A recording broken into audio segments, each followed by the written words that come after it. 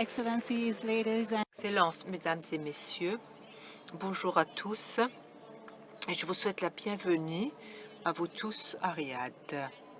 C'est un honneur pour moi d'être ici avec vous pour échanger toutes ces idées avec tous ces experts et poursuivre la discussion en explorant pourquoi et comment de la transparence et l'explicabilité de l'IA.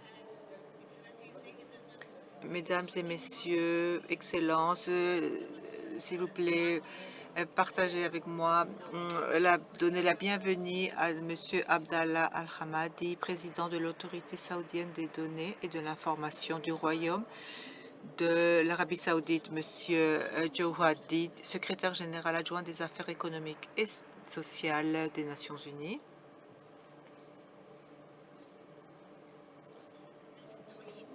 Madame Doreen Modek-Marden, secrétaire générale de l'Union internationale des télécommunications.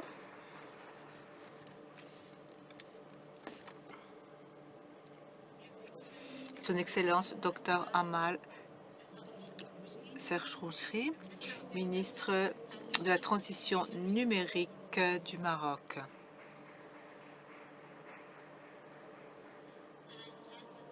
Et pour finir, Dr Gonki, président de la Fédération mondiale des organisations d'ingénieurs et directeur exécutif de l'Institut chinois de la nouvelle génération IA.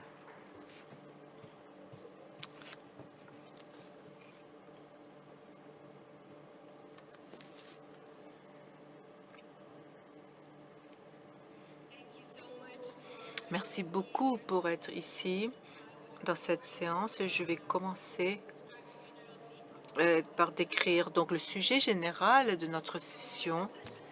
Donc, ce que nous voulons savoir, c'est comment les acteurs de l'IA, les utilisateurs et les régulateurs définissent la transparence et l'explicabilité dans le contexte de l'IA. Et est-ce que cette définition est une définition consensuelle? Donc, nous allons aborder certains exemples du monde réel pour expliquer donc l'importance de la transparence et de l'explicabilité. Nous voulons aussi approfondir les autres défis techniques qui font les systèmes de l'IA difficiles à expliquer. Donc, nous avons un groupe vraiment très intéressant. Nous avons des acteurs nationaux, régionaux et mondiaux. Donc, nous voulons discuter le rôle réglementaire, quelles sont les limites et quelles sont les améliorations que nous souhaitons pour améliorer la collaboration internationale et pour encourager le dialogue numérique sur les attentes des différents acteurs. Pour finir, je voudrais que nous nous posions la question suivante. Est-ce que le test Turing de l'IA est toujours valable aujourd'hui ou avons besoin d'une différente version pour justement vérifier si nous avons des systèmes fiables ou pas? Et j'espère que nous aurons certaines idées dans le cadre de ce FGI Ariad. Je vais commencer avec vous, Madame Doreen. L'UIT joue un rôle important pour définir les normes de la technologie, comment le terme transparence et explicabilité dans le contexte de l'IA pourrait être défini et comment promouvoir spécifiquement la transparence et l'explicabilité dans le contexte de ces normes. Merci beaucoup. Bonjour à tous, mesdames et messieurs. Latifa, vous étiez donc un membre de H-Lab. Je crois qu'il est important de savoir que dans ces discussions qui ont abouti après la réunion du panel sur l'IA à haut niveau, il y a différents termes que le groupe a bien compris, qui n'avaient pas, disons, une définition accordée internationalement, comme par exemple l'équité, la sécurité, la transparence. Mais lorsque l'on parle de transparence et lorsqu'on parle d'explicabilité, Ce sont vraiment des sujets critiques pour avoir une confiance publique, ce qui est indispensable lorsqu'on a de l'IA. Nous voulons assurer donc cette responsabilité. Pour nous, lorsque l'on parle de transparence, il s'agit de diffusion sur le comment. Nous voulons être sûrs de comprendre comment des systèmes sont conçus. Nous voulons comprendre comment ces systèmes sont entraînés et nous voulons aussi comprendre comment ils sont déployés. Ce sont les éléments donc que nous tenons compte lorsque nous tenons compte de la transparence. En ce qui concerne l'explicabilité, on parle plus des résultats, c'est-à-dire comment et pourquoi les systèmes de l'IA produisent des résultats spécifiques. Comme j'ai dit, ces deux termes sont critiques lorsqu'il s'agit de bâtir la confiance. Et comme vous avez bien pu voir auparavant, nous voulons nous assurer que l'IA n'est pas utilisée pour des objectifs, disons, nuisibles et ne perpétue pas les biais et évite donc des effets nuisibles. C'est pour ça qu'il faut pas oublier ces définitions. Du point de vue de l'UIT, nous avons des normes qui sont au cœur de ce sujet. Il s'agit de la pierre angulaire du développement responsable de l'IA. Il joue un rôle essentiel lorsqu'il s'agit de sécurité, de transparence et d'utilisation éthique. Et cela peut nous aider à garantir de pouvoir utiliser donc l'IA dans son potentiel le plus plein. Je vais donner un exemple spécifique. Nous avons lancé un groupe dans le cadre des normes mondiales. Nous travaillons avec des partenaires comme l'AIC, l'ISO, l'ITF, etc. Et nous nous centrons dans ce groupe-là, dans le multimédia, dans l'authentification. Nous parlons donc des deepfakes, par exemple, et de la désinformation. Et c'est un bon exemple de partenariat et de collaboration pour justement faire cette différence. Un autre aspect aborde donc la transparence et l'explicabilité. Ces deux aspects sont au cœur des résolutions après la conférence de l'Inde. Merci. Merci beaucoup. Ce sont vraiment des aspects très intéressants. Et tu es tout à fait aligné avec vraiment ce que nous recherchons en termes d'harmonisation des normes et en particulier lorsque nous voulons faire des études sur la mesure nécessaire pour justement mesurer la transparence et l'explicabilité dans chaque différent contexte et application qui peut être bien sûr différente. Et le point le plus important est que ces normes sont alignées avec des efforts nationaux. Et en particulier, je voudrais demander à votre Excellence, Dr Abdallah, sur le cas de l'Arabie saoudite. En Arabie saoudite, il y a eu des efforts très importants dans la promotion de l'utilisation éthique de l'IA. Pourriez-vous partager avec nous sur les efforts donc de votre pays et les initiatives pour justement développer la transparence et l'explicabilité dans le contexte de l'IA? Merci beaucoup, Dr Latifa. Je voudrais commencer pour souhaiter la bienvenue à tous mes panélistes à Riyad. C'est un vrai plaisir de partager cette table ronde avec ces leaders visionnaires. Je voudrais tout d'abord parler du début de notre trajectoire en Arabie saoudite en termes d'IA. Nous avons commencé en 2019 lorsque l'autorité de l'IA a été établie. L'Arabie saoudite a toujours voulu que l'éthique soit au cœur de toutes les initiatives de l'IA. Nous nous centrons donc depuis le début dans ce cadre éthique de l'IA.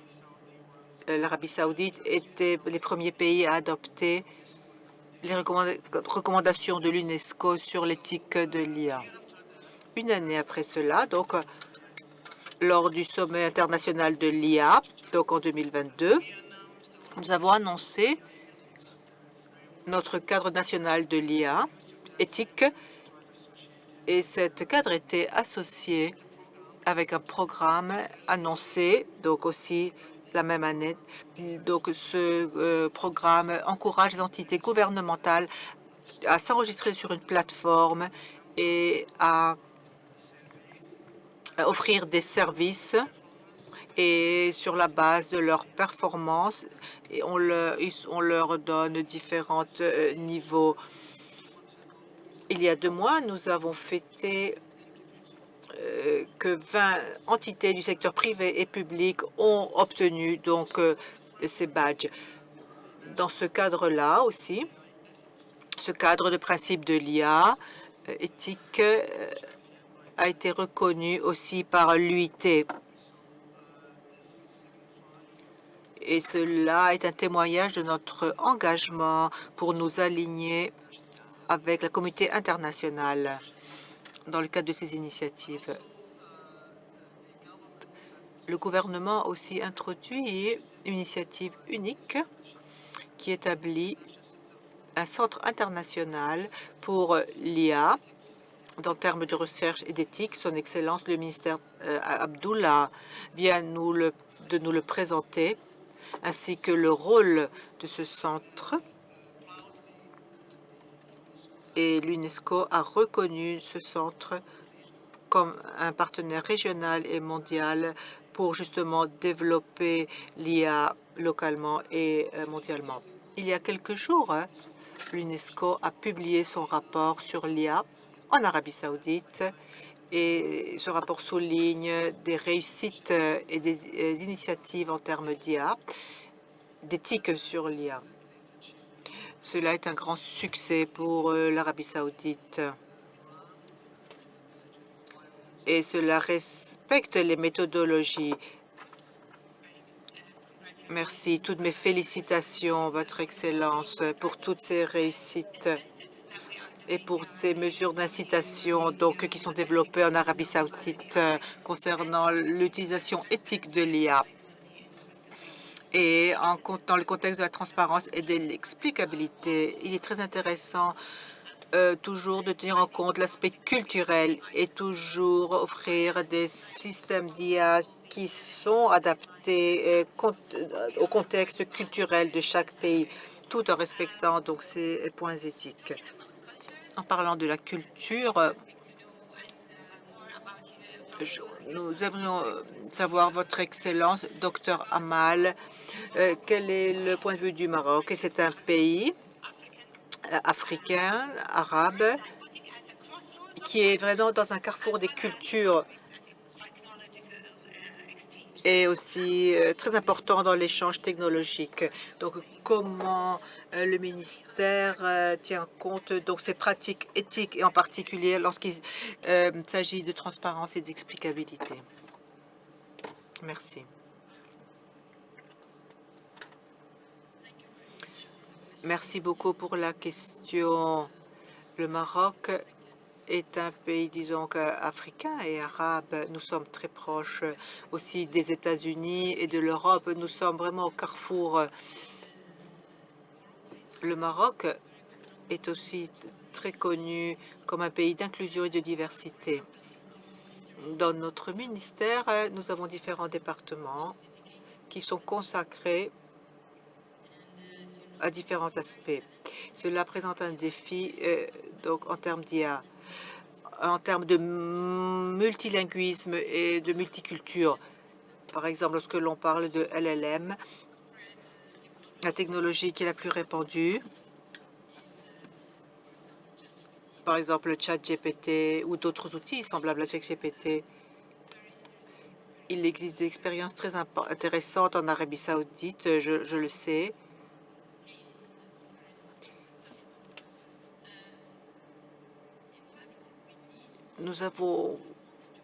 Si nous voulons être inclusifs, nous devons cibler toutes les langues du monde. En particulier en Afrique, nous avons, je crois, 800 dialectes dans tout le continent. Et nous ne pouvons pas demander à chaque personne de parler anglais. Ce n'est pas possible. Nous pouvons parler anglais comme deuxième langue, mais notre langue maternelle n'est pas l'anglais. Au Maroc, par exemple, nous avons 3 langues qui sont liées à Amazigh, dans le nord, au centre du pays et au sud. Et ces langues sont compréhensibles donc entre elles, mais elles sont différentes. Donc, on va appliquer l'IA dans ce contexte, car les langues est aussi le vecteur de la culture. Si vous ne parlez pas la langue, vous ne pouvez pas comprendre la culture de la région, du pays, du continent, etc. Dans mon ministère, nous avons un département qui se consacre à Amazigh. Et ce département travaille pour établir des modèles pour ces langues. Cela présente beaucoup de défis. Certaines de ces langues n'ont pas de structure, n'ont pas de sémantique, n'ont pas, disons, des éléments. Voici donc un aspect. Pour revenir maintenant à la transparence et à l'explicabilité, la transparence, pour moi, c'est d'expliquer. Non, peut-être, je ne vais pas utiliser ce mot, mais en fait, cela dépend du système et comment ce système peut répondre à chaque attente, comment il fonctionne, etc. Lorsqu'il s'agit d'explicabilité, le sujet est un peu plus technique. Nous devons justifier les décisions données par le système. Par exemple, dans certains cas, en justice, par exemple, vous avez donc un problème donc de ponctuation et cela doit être justifié sur des paramètres techniques du système. Par exemple, dans le système juridique, ne pas juste donner votre résolution, il faut l'expliquer. Donc, il faut en faire de même. Donc, avec l'IA au Maroc, comme vous savez, nous avons été impliqués dans différentes initiatives multilatérales concernant l'IA, et en particulier dans le cadre de l'UNESCO et des Nations Unies. Le Maroc est un pays qui est vraiment très conscient du besoin. Si nous voulons construire une IA fiable, il faut fournir de la transparence et de l'explicabilité aux citoyens et aux parties prenantes. Merci beaucoup. Vous avez souligné un point très important lié à la langue, en fait, et son importance de prendre en considération de l'inclusion dans tous les domaines. Ensuite, prendre en considération aussi de la transparence et l'explication en garantissant que la transparence est présente dans le cycle de l'intelligence artificielle, de la justification du résultat et même du raisonnement. Ça pose aussi même là des défis. On ne va pas donc ajouter davantage de détails et peut-être soupçonner plus l'utilisateur. C'est une discussion très importante. Ça me rend à poser, Monsieur Lee, comment est-ce que nous pouvons en fait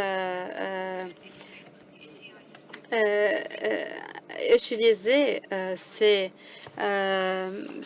outils pour renforcer le système d'intelligence artificielle dans la construction de capacités, surtout au niveau des nations. Merci beaucoup pour cette question au début.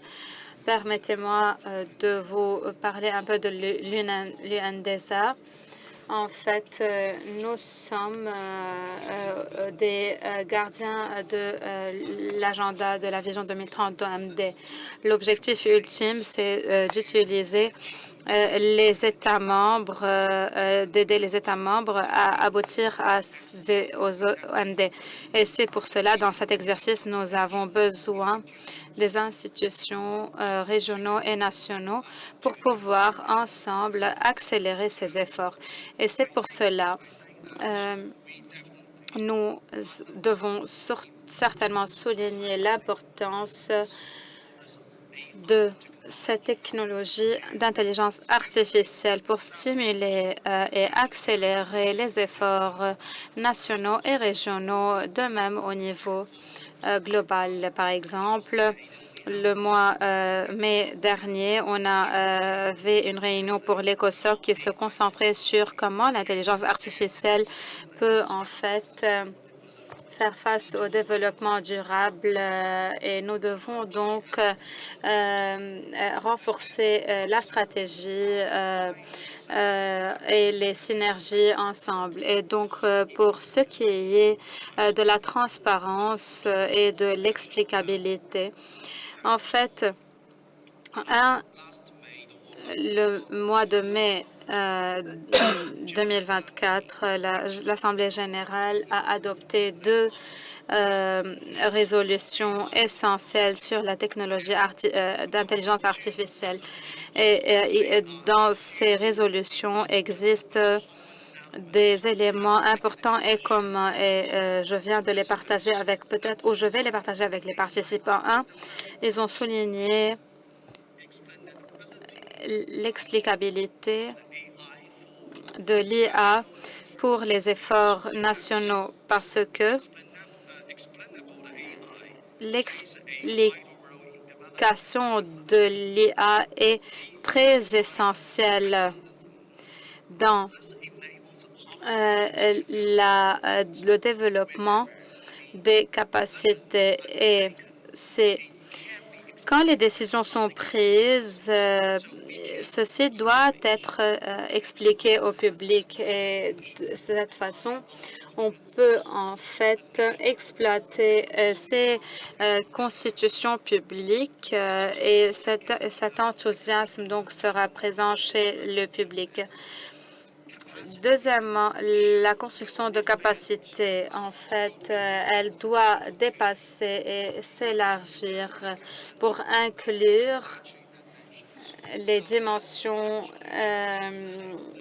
régulatrices. Quand il y a un besoin pour utiliser la technologie de l'intelligence artificielle, nous devons être transparents et éthiques. Merci beaucoup d'avoir mentionné exactement ce point. Nous avons besoin de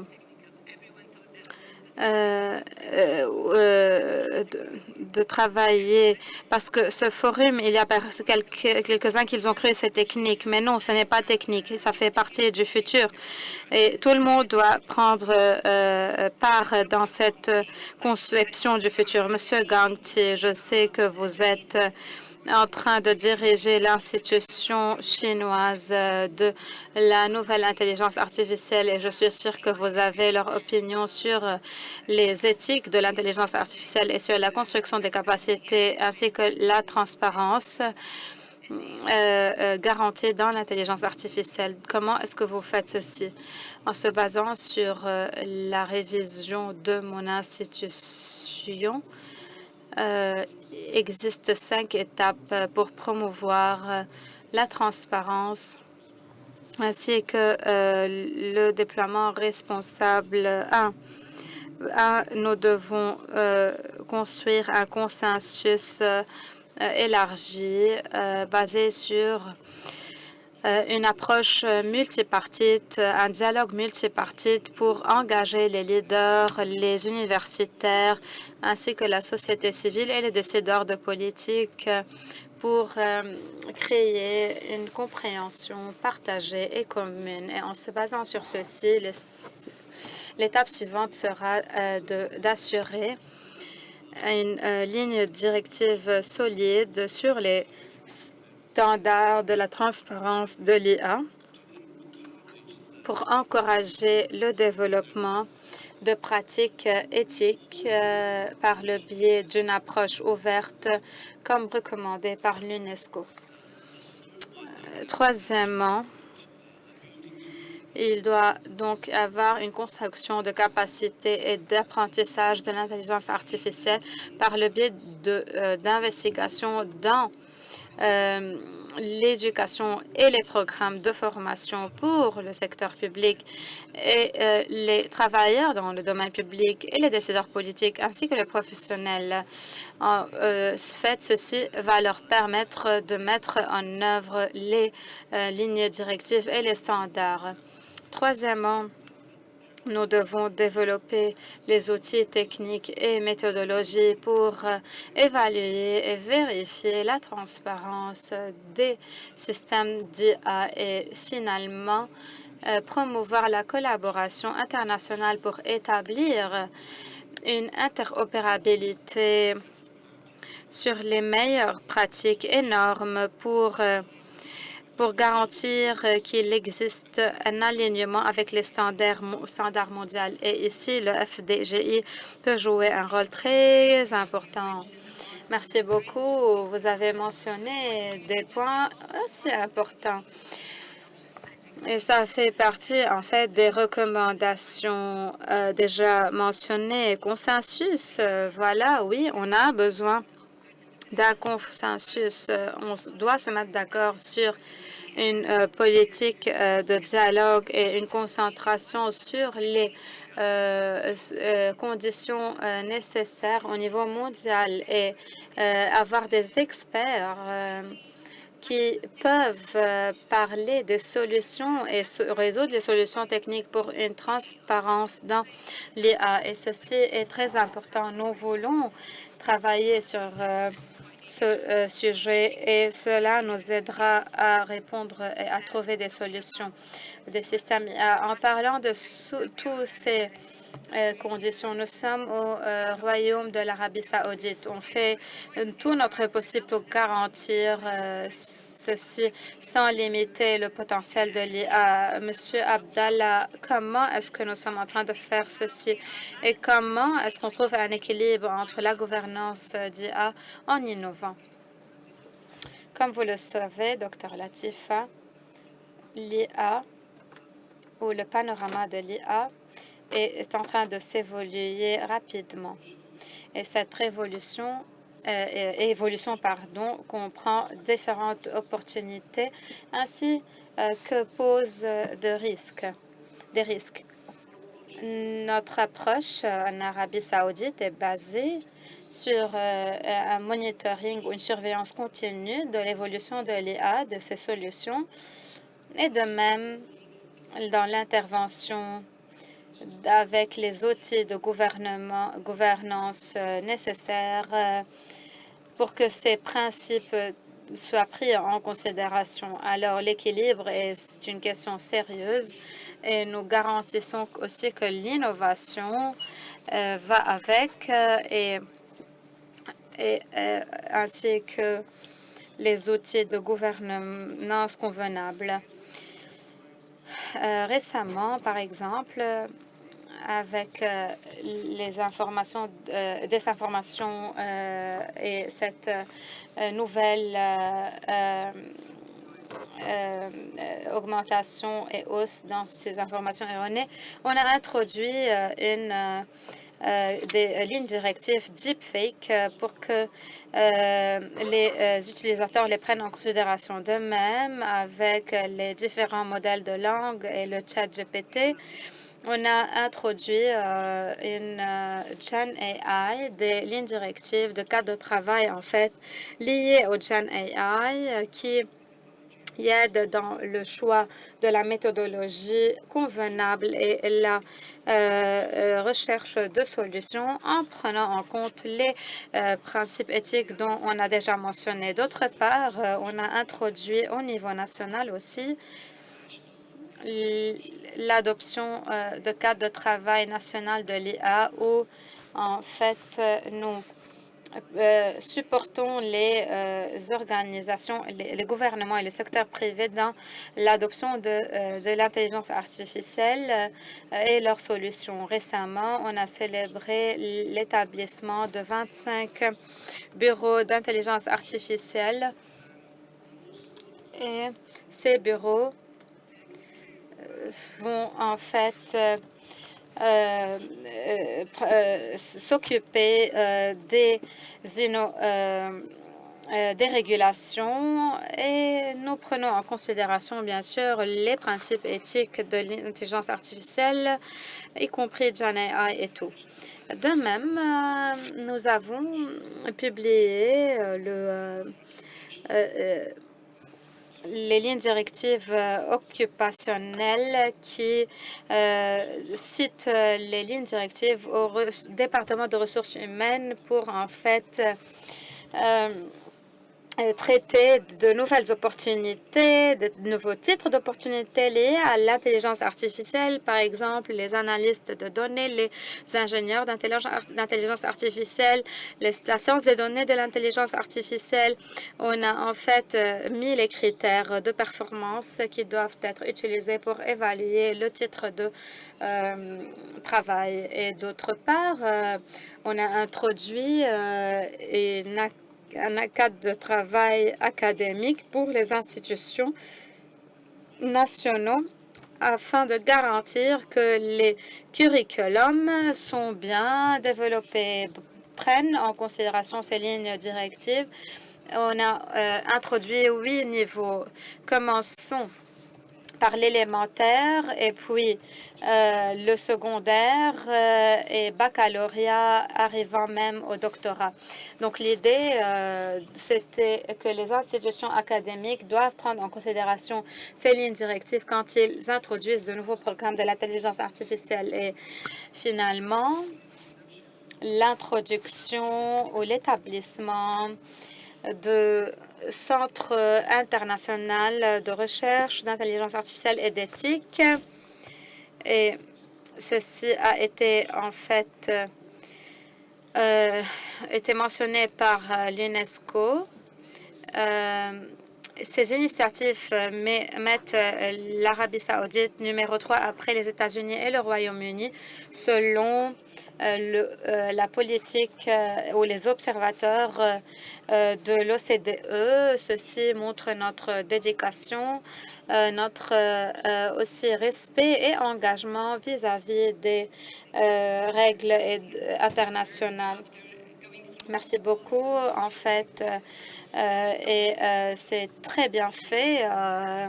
Ce curriculum et ces constructions de capacités, etc. Tout est vraiment intéressant en prenant en considération l'adoption de l'intelligence artificielle. Ceci a été annoncé le mois dernier et on a déjà 25 bureaux. Bravo, félicitations.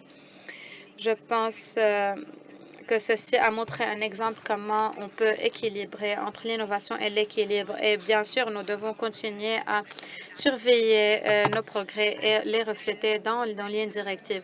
Madame Dorine, je sais que vous avez beaucoup d'exemples voyant que vous travaillez sur des études de cas liées aux OMD. Comment est-ce que les lignes, comment est-ce que ceci est fait d'une façon transparente?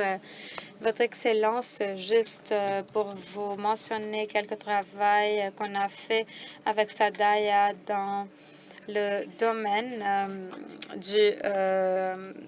de l'intelligence artificielle. C'est très intéressant de voir comment les deux pays sont en train de travailler ensemble, comme l'exemple de Sadaya. Maintenant, pour ce qui est des OMD, 17% seulement des objectifs sont en fait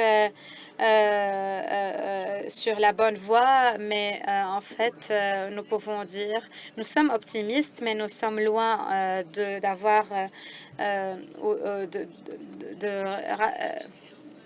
d'appliquer tous ces objectifs. Et alors,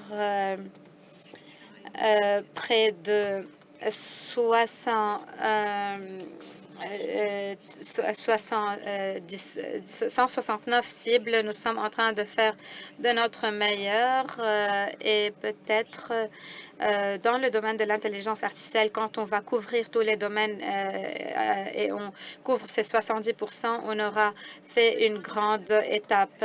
D'autre part, l'intelligence artificielle et l'usage de l'intelligence artificielle pour de bien. On a commencé en 2017 On a vu des exemples concrets ainsi que des solutions et nous devons donc les adopter, que ce soit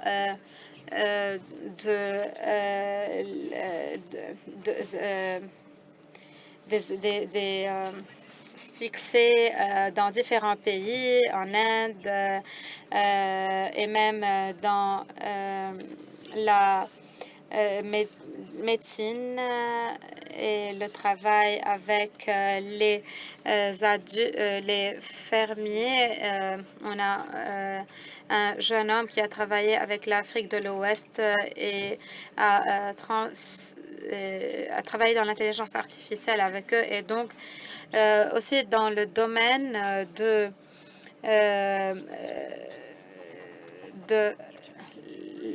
l'ONU aussi, on a un groupe de travail entre les agences et nous avons même documenté comment nous, on a fait de notre mieux pour aboutir aux OMD, que ce soit dans la santé, que ce soit dans le domaine du genre, dans la connexion des écoles. On voit comment nous sommes en train de démontrer notre persévérance pour atteindre les objectifs. Quand on parle maintenant de climat et de durabilité, on a entendu beaucoup parler de ceci et nous devons se souvenir que dans dans cet espace numérique, nous sommes des émetteurs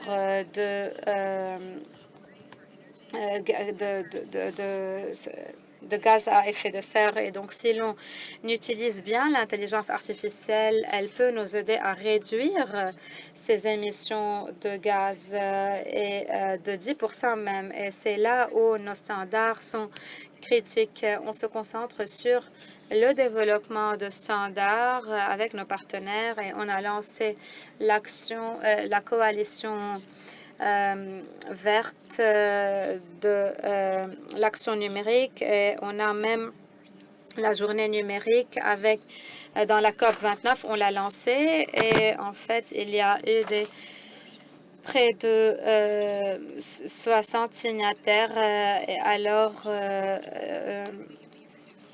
nous devons être des parties qui réduisent les gaz et non pas qui augmentent leurs émissions. Et je suis sûre, merci beaucoup, et M. Sterling peut-être peut parler davantage sur l'action climatique à l'ONU.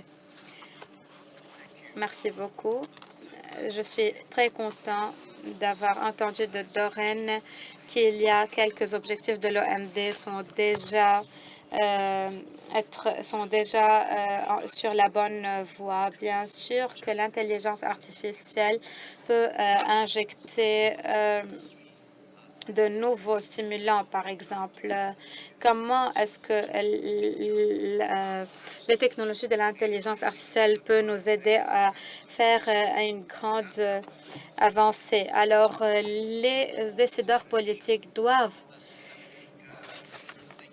comprendre comment ces objectifs sont entreliés, l'éducation et son impact sur l'égalité des genres et comment ceci même impacte les ressources renouvelables, l'énergie renouvelable et les efforts climatiques ou l'agenda climatique. Et deuxièmement, dans les domaines de systèmes d'intelligence artificielle qui peut traiter les inégalités et par exemple, s'il y a une situation urgente, nous devons allouer les ressources nécessaires pour réduire les dégâts des catastrophes. Et ceci est très important pour les décideurs politiques pour prendre la bonne décision et le bon jugement. Et donc, dans certains domaines, comme vous avez mentionné, l'action climatique, Les modèles, en fait, poussés par l'intelligence artificielle ou entraînés par l'intelligence artificielle peuvent introduire des prédictions climatiques et une mobilisation de ressources. Ceci est important pour les décideurs politiques et aussi pour les efforts nationaux. Et donc, tous les efforts nationaux doivent être articulés ensemble et l'intégrer dans les efforts régionaux mondiaux. Merci beaucoup d'avoir mentionné tous ces exemples liés à au climat, à la durabilité. Et un point très important que vous avez mentionné, quand on a besoin de l'intelligence artificielle à prendre des actions sur les cas urgents, on doit se préparer dès maintenant pour faire face à de telles situations, mais on espère qu'elles n'auront pas lieu. Son Excellence, Dr. Amen, on a beaucoup entendu parler des opportunités ainsi que de potentiel énorme de l'intelligence artificielle dans différentes études de cas au niveau même global. Mais on est tous conscients qu'il existe beaucoup d'obstacles. Est-ce que vous pouvez nous dire quels sont ces obstacles et les paramètres et les obstacles techniques ou non techniques et quelles sont les solutions? Oui, merci beaucoup. Je commence par les solutions non techniques. C'est plus facile. Nous devons faire un changement d'une façon de penser dans nos pays pour rendre l'adoption de l'intelligence artificielle plus facile parce que c'est un grand problème de convaincre les parties prenantes de développer des systèmes d'intelligence artificielle pour différentes raisons. Parce qu'on n'a pas de talents nécessaires et suffisantes. Et donc, c'est une question qui doit être résolue. C'est un grand problème mondial. On est conscient qu'il y a un mot technique qu'on utilise pour ceci, et ça s'appelle la guerre des talents. Et c'est un grand problème, bien sûr. Ceci doit être résolu. 1. 2. Les personnes et les gens, en fait, ont peur parce qu'ils sentent que l'intelligence artificielle peut-être est plus intelligente que l'être humain. Elle va le dominer ou contrôler le monde. Et donc, maintenant, on va parler d'autre part des problèmes techniques. Un des problèmes techniques est la complexité des modèles. Comme vous le savez, l'Europe a développé l'acte intelligence artificielle, la législation liée à l'intelligence artificielle en 2020. Et puis, le chat GPT a été introduit. Et donc, l'intelligence artificielle s'est arrêtée. C'est comme si quelque chose qui est perturbant, qui a eu lieu sur la scène, et il y a eu une reconsidération de tout le travail qui a été élaboré durant 5 ans, comme si tout a été arrêté, tout était arrêté, et on a commencé à trouver une nouvelle législation pour 2025 pour l'IA. Et donc, c'est pour cela que ceci peut... Nous pouvons dire que on n'a pas des solutions, on n'a pas de situations où les situations dans l'intelligence artificielle sont imprévues. Et donc, nous devons se préparer peut-être à ce changement de parcours. Et vous savez que l'innovation prend beaucoup de temps. Les régulations en comparaison avec le développement d'algorithmes ou de modèles. Et maintenant, si l'on veut mentionner la langue avec 175 paramètres, et des milliers, donc plus de milliers de milliards de paramètres qui doivent être pris en considération dans ces modèles. Et donc, le système apprend. Et la façon change. Mais ce qui se passe dans les systèmes n'est pas forcé par l'être humain. C'est pour cela que ceci en fait, nous rend en fait un peu effrayés face à ces changements et ces machines. Et puis, je voudrais dire que La majorité de ces systèmes d'intelligence artificielle sont considérés comme une boîte noire avec une rentrée et une sortie. Comment tout est bien expliqué, alors ça, c'est un grand problème. Il y a même maintenant les dimensions des données. Différentes sont les dimensions à prendre en compte. Et de même, les données hybrides. Parfois, il y a des textes avec des images, des chiffres, des vidéos. Donc, ce n'est pas linéaire et les êtres humains ne peuvent pas bien penser quand ceci n'est pas linéaire. Et donc, la majorité des données viennent de systèmes et de radars. Et donc, ce système non linéaire où l'on se concentre sur la corrélation et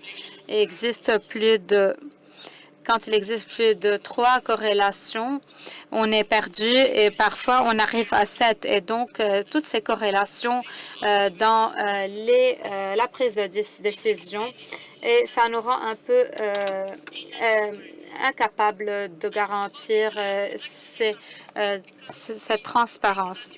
Maintenant, les données.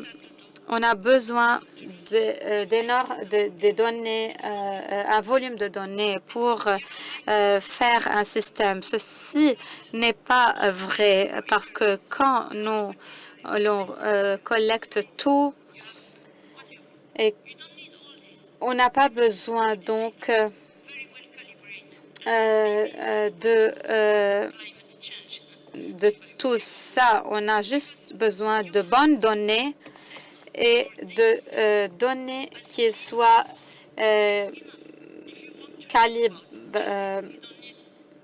calibrées ou bien, si vous voulez, par exemple, parler de l'agriculture, vous n'avez pas besoin de données de dégâts,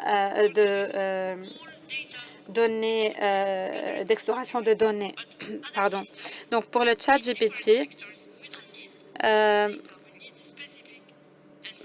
oui, ce sont des données qui sont rassemblées sur Internet, mais dans d'autres systèmes et dans d'autres secteurs, on n'a pas besoin de toutes ces données. Si vous employez des modèles qui marchent en arabe, ils ne marcheront pas, par exemple, dans une autre langue de la même façon. Quand l'on change le contexte, nous devons adapter les données d'une façon précise et parfois changer profondément les données utilisées. Je suis d'accord avec vous, Votre Excellence, et je suis sûre que Dr. Kong a beaucoup d'informations à partager avec nous, bien sûr, sachant qu'il a une expérience très importante dans les Gen AI. Je voudrais maintenant me concentrer sur les obstacles techniques mentionnés par notre collègue marocaine. Les obstacles techniques reviennent à la complexité du modèle de l'IA ainsi que de la confidentialité de la donnée, des données. Et donc, pour traiter ces modèles, y compris d'autres, ou entre autres, on doit promouvoir et encourager l'innovation technique. Ceci est très important. Par exemple, on a besoin d'avancer les modèles de l'IA avec ces modèles qui sont entraînés ou dirigés par les données et la connaissance, y compris des connaissances sur des prises de décision, etc. De même, nous devons adopter une confidentialité qui préserve les technologies, y compris le cryptage, l'apprentissage, pour garantir en même temps une transparence. Et puis, nous pensons que les innovations techniques sont très importantes. Merci beaucoup pour votre remarque. On a entendu parler des données complexes et des régulations compliquées et la flexibilité nécessaire. Et on a même besoin de davantage de soutien pour l'évolution et la surveillance ainsi que le changement des régulations. Et donc, oui, je suis d'accord. Comment est-ce que des capacités de communication sont nécessaires pour trouver des solutions parfois techniques pour une intelligence artificielle responsable? J'essaie de respecter le temps alloué à cette session. Juste avant de conclure, quelles sont les actions à prendre? Nous avons discuté du potentiel, des défis, mais maintenant j'aimerais aborder qu'est-ce que l'FJF peut offrir pour l'avenir. Je vais commencer avec vous. Comment donc l'Arabie saoudite aborde et quelle contribution le Royaume peut faire pour façonner l'agenda international de l'IA et quelles sont les priorités devraient guider les efforts de 2025 pour justement combler le fossé de la gouvernance de l'IA. Comme vous savez, docteur Latifa, nous avons commencé en 2019. À l'époque, nous avons cherché le soutien d'autres pays. Nous avons eu des visites en Estonie, en Corée du Sud, pour bénéficier de leur expérience en matière de gouvernance ou de centres de données ou de IA. Après 5 années d'expérience, l'Arabie saoudite maintenant est prête pour partager son expérience avec d'autres pays. Lors du premier sommet mondial de l'IA en 2020, nous avons eu une séance de consultation pour établir une institution conseillère de l'IA. Cela s'est déroulé pendant la pandémie et quelques années plus tard, en 2023, le secrétaire général des Nations Unies a annoncé l'établissement de cette institution conseillère et nous sommes un membre très actif de cette institution. Lors du deuxième sommet mondial de l'IA, nous avons collaboré avec des communautés internationales, avec l'UIT. Nous avons lancé le cadre de préparation de l'IA. Et nous remercions l'UIT pour son partenariat. Aussi, avec l'OCDE, nous avons annoncé un partenariat pour améliorer les politiques et les incidents relatifs à l'IA. Cela a été annoncé dans le cadre donc de la réunion de 2024. Nous travaillons aussi avec l'OCDE pour établir un centre d'excellence de l'IA générative à Riyad pour aider les pays membres à développer des solutions basées sur l'IA et en prenant en compte le cadre éthique. Nous avons travaillé aussi avec l'ICESCO. Il y a 2 mois, nous avons annoncé la charte de Riyad pour le monde islamique. Comme nous savons, nous sommes au cœur du monde islamique. Nous sommes aussi un modèle dans les modèles de langage arabe. Nous avons lancé donc cette charte de Riyad avec l'ICISCO. Aussi dans le cadre du Centre international pour la recherche de l'IA et de l'éthique, nous avons organisé des ateliers avec les pays du CCG et des pays arabes pour augmenter la sensibilisation en matière du RAM de l'UNESCO, de la méthodologie d'évaluation de préparation. Et comme j'ai dit précédemment, l'Arabie saoudite a été un des premiers pays à adopter cette méthodologie et à mettre en œuvre cette méthodologie.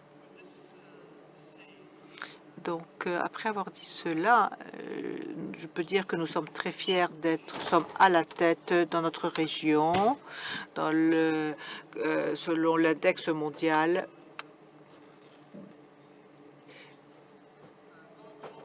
Donc, qu'en est-il de l'avenir? Nos priorités pour 2025. Donc, je recommanderais de minimiser les déclarations et de se centrer dans les actions. Ça, c'est le premier point. Je crois que nous devons nous centrer dans 3 aspects principaux pour pouvoir justement combler les fossés entre la gouvernance et l'innovation. Tout d'abord, la confiance sur la responsabilité, la reddition de comptes, sur la sécurité et sur la collaboration. Donc la confiance se repose, comme nous avons dit précédemment, sur une gouvernance claire, pour une explicabilité et une transparence, et aussi pour la sécurité. Nous devons nous assurer que nous avons des mesures proactives adéquates et nous devons nous assurer que nous avons des directives aussi adaptées pour que ces mesures soient appliquées et pour atténuer les risques associés à l'IA. La collaboration est essentielle entre les gouvernements, l'industrie et les universités, pour ainsi nous assurer que les mêmes objectifs sont partagés. Donc, ce sont les priorités saoudiennes et cela nous permettra d'être à la tête et d'être un leader pour développer des solutions basées sur l'IA pour le bienfait de toute l'humanité.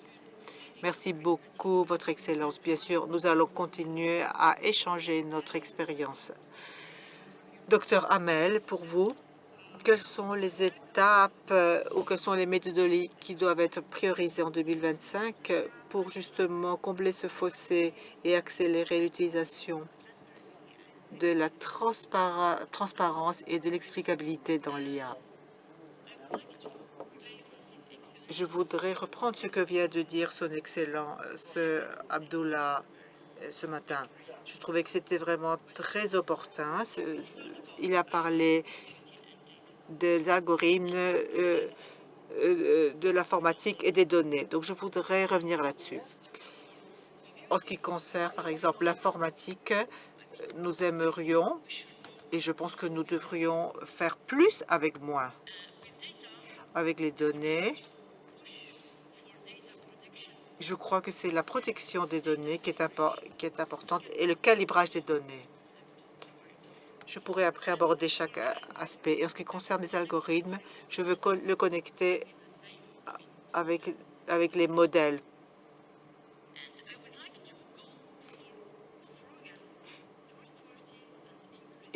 Je parle d'une IA frugale et inclusive. Et à cet effet, la gouvernance est essentielle, la réglementation aussi, mais les objectifs de tout cela et que cette inclusion en matière d'IA soit obtenue et d'être économique envers notre environnement. Donc d'avoir une IA frugale, c'est-à-dire ne pas devoir utiliser beaucoup de données inutilement ou construire de grands modèles pour rien du tout. Nous devons vraiment personnaliser nos modèles et nos algorithmes et nos groupes de données et faire plus avec moins. Merci beaucoup. Merci. Cela nous permettra d'économiser de l'énergie et cela est en accord avec vos priorités. Monsieur Lee, tenant compte de l'adoption de ce pacte numérique mondial et le développement de l'IA, quelles sont les différentes étapes et actions devons-nous prioriser pour pouvoir exploiter tout le potentiel de l'IA pour un monde plus inclusif? Merci. Donc, du point de vue des Nations Unies, je voudrais souligner 3 ou 4 éléments clés. Donc, tout d'abord, comme son Excellence vient de dire, tout d'abord, nous devons mettre l'accent sur la collaboration mondiale parmi tous les acteurs, car la collaboration et la coopération parmi les parties prenantes est essentielle pour cette transformation numérique. Deuxièmement, les domaines essentiels pour utiliser cette plateforme de FJA, comme tous les intervenants ont dit précédemment, il s'agit d'une plateforme ouverte et inclusive que nous devons utiliser et utiliser son potentiel. Troisième domaine, allouer des efforts supplémentaires pour soutenir le renforcement des capacités dans le Sud global, surtout au niveau des locales, car sans cela, sans avoir cet accès ouvert, il sera difficile d'imaginer que tout le monde bénéficiera de cela. Et pour finir, comme Monsieur le ministre, Madame la ministre vient de dire, nous devons défendre une utilisation responsable des données. Merci. Oui, Madame Dorine. Merci. Abdallah, pour reprendre ce que vous venez de dire sur l'humanité, je crois qu'il s'agit d'humanité, n'est-ce pas, d'améliorer l'humanité. J'ai eu l'honneur de rencontrer le pape François il y a quelques semaines et nous avons parlé sur la technologie et l'humanité. Et il nous a rappelé que l'IA n'a pas simplement besoin d'un cerveau, elle a aussi besoin d'un cœur, a besoin d'empathie. N'oublions pas cela. Et lorsque nous pensons de notre monde numérique, que cela veut dire lorsque nous avons encore un tiers de l'humanité qui n'est pas encore connecté? Le secrétaire général souvent nous rappelle que nous devons nous assurer que l'IA ne peut pas dire le développement des inégalités. Donc, je pense qu'il faut prioriser combler le fossé. Ce fossé est un fossé donc de données informatiques, un fossé d'algorithmes et aussi un fossé de renforcement des capacités. Donc, il faut à tout prix combler ces fossés. Il faut aussi nous centrer dans les normes, sur des normes responsables de l'IA. Et pour finir, je parlerai de la gouvernance. Nous devons avoir une gouvernance plus inclusive, comme ici, ce que nous allons discuter au FGI. Toutes les parties prenantes doivent s'asseoir pour discuter sur la gouvernance qui bénéficie de toute l'humanité. Merci. Dr Kong, permettez-moi d'aborder deux points. Tout d'abord, je voudrais répéter ce que vient de dire le sous-secrétaire Lid. C'est le renforcement des capacités. Cet élément est essentiel pour déployer l'application de l'IA d'une manière inclusive et responsable. Et aussi, ce fossé dans la capacité va au-delà de l'algorithme ou des ordinateurs. Et là, je voudrais souligner les capacités des ingénieurs. Cette capacité est essentielle. L'organisation donc mondiale des ingénieurs, qui a été soutenue par l'UNESCO et d'autres organisations des Nations Unies, a un programme destiné à l'Afrique pour développer les capacités. Nous avons besoin de votre soutien pour ce programme. Deuxièmement, l'association de la numérisation et des objectifs du développement durable doivent aller dans la main pour que la durabilité aille main dans la main avec la numérisation. En Chine, nous disons que l'IA doit passer de chat à un produit, à bénéficier aux personnes pour atteindre des augmentations, c'est-à-dire multiplier la qualité de la production et augmenter l'efficacité de la production. Et la diminution, nous avons une diminution de l'empreinte carbone et une diminution des coûts. Et avec ça, j'ai fini. Merci. Je crois que c'est vraiment les meilleurs mots pour clôturer notre discussion. Donc, notre public, s'il vous plaît, n'oubliez pas ces actions pour bâtir des systèmes sécurs et qui seront une solution pour la plupart des acteurs. pour que personne reste sur le côté. N'oublions pas qu'il y a aussi un cœur. Merci beaucoup.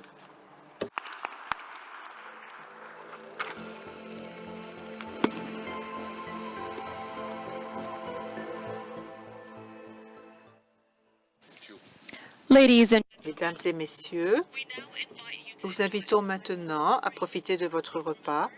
N'oubliez pas que nous allons reprendre dans 90 minutes pour reprendre notre programme. Merci. Profitez de votre repas. Break. Please remember to return here in 90 minutes as we look forward to resuming the program promptly. Thank you and enjoy your meal.